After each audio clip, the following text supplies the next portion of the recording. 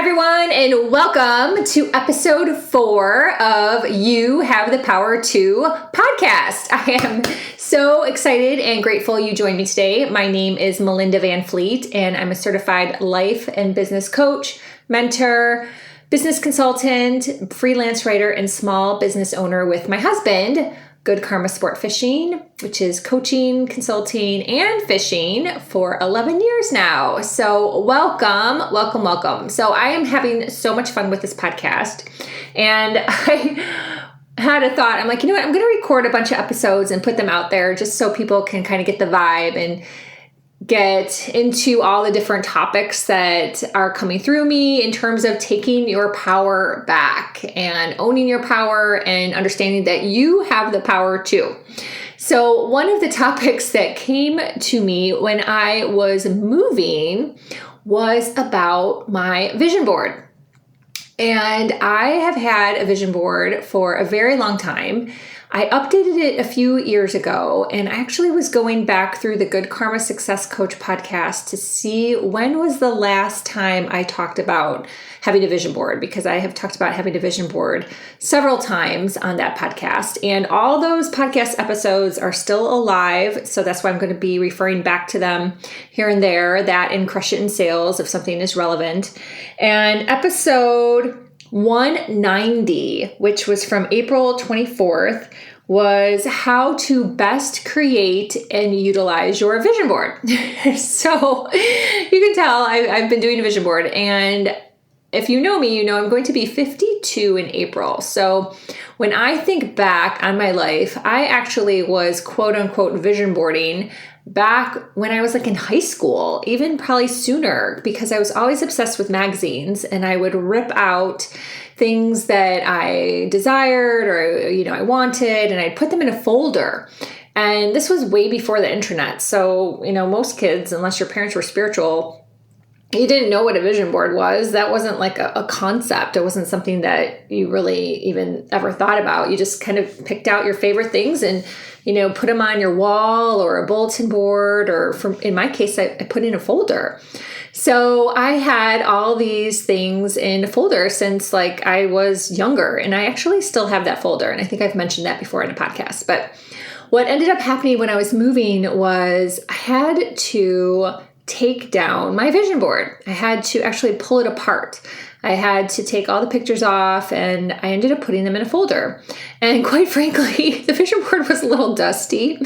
And if you've been following the story of our move, we moved from a very large, quote unquote, large place for the keys to a smaller, quote unquote, place in the keys. So it's still a great place. It just happens to be smaller. We had an unusually large place where we lived prior to moving into this house. So I had to actually edit some things and be like, okay, there's really no room for this. Where would this go? There's no room for this. Where would this go? And honestly, I took a hard look at the vision board, and I was like, you know what? I don't need a vision board anymore. I really don't. I know what my vision is. God knows what my vision is. My spirit team knows what my vision is, however you want to put it, the universe, the divine, your angels. And I don't need this anymore.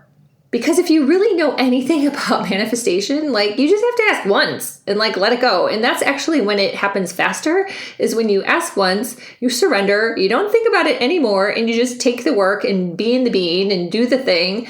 And that's when things happen faster. So the fact that we've all been so conditioned that we have to have all these tools, vision boards, I had a success board. I took that down because honestly, when I was looking at the success board, and I had put that together maybe 3 years ago, I don't really know, but I was like, gosh, nothing has really happened to this level, because Ryan and I dream really big, right? So when you think about manifestation too, in the context of how big are you dreaming? Well, if you have really big dreams, it's highly unlikely it's going to happen overnight, right? So none of those really big dreams on that success board, or really even on the vision board, had manifested yet. So if you look at something like that and it triggers you and makes you sad or depressed or like, oh, I'm never going to get there. If you have any of those thoughts that run through your mind, any of those limiting beliefs, like it's not going to be serving you to still keep those tools around. Like take them down, put them away. The success board, I tried to like dry erase it and it all didn't come off. So I actually just chucked that in the garbage. Like that just went in the garbage and I'm good. Like I'm totally good. I'm more focused on journaling and I'm going to be doing some journal prompts as a 7-day story in my stories and then probably create some more content around that starting today. But for the most part, like, I'm good. I don't really think I need more pictures of kitchens, everyone. Like, I'm good. Whatever's going to happen is going to happen. Any more pictures of swimming pools, like, whatever's going to happen is going to happen. So that's the type of things that I had on my vision board just to share. Versus like something small, like a pair of earrings that I could go buy. Like those are typically not things I've ever put on my vision board because to me, I can save some money for those and I can go buy them. They're a smaller ticket if you want to put it that way. But that's kind of what I felt like doing. I'm like, you know what? This is what I feel like. I feel like I'm really good. I'm really solid. The universe knows my plan. Ryan knows my plan. Ryan's team knows his plan. We're all good. We're all on the same page. We're marching towards the plan. Like that is what we're doing. And I know some people have probably never done a vision board before. And if it is something that interests you, please like go ahead and do one. Like if that floats your boat, if you want to do it, do it. Obviously I had one for years, so I'm not saying anything negative about it. I just feel like I'm at a place that I feel really confident that I just don't need it anymore. And that comes from a place of knowing. So if you are someone that has never created a vision board, I highly recommend checking out that episode 190, and I will put the link in the show notes. But do it. Go ahead and do it and see what happens. It's a fun thing because if you're looking at it from a fun lens, like you're kind of like shopping in a way, right? And then I do know some people put different like affirmations or ways they want to be or different mindset tips. They put more verbiage. I've seen that a lot on vision boards. I have never done that because I never have been called to do it that way. But if that is something that you wish to do, if that is maybe a spiritual teacher that you're following and they have that as an idea and you feel like doing that, then do that, right? The vision board is supposed to be a tool that makes you happy, puts you in a really positive vibe, a state of being for the future, which should obviously really be your present if you think about it that way. And you're just having fun with it. So have fun with your vision board if you wish to have one. However, mine is in the garbage. So the pictures are in a folder in a drawer, but everything else is in the garbage.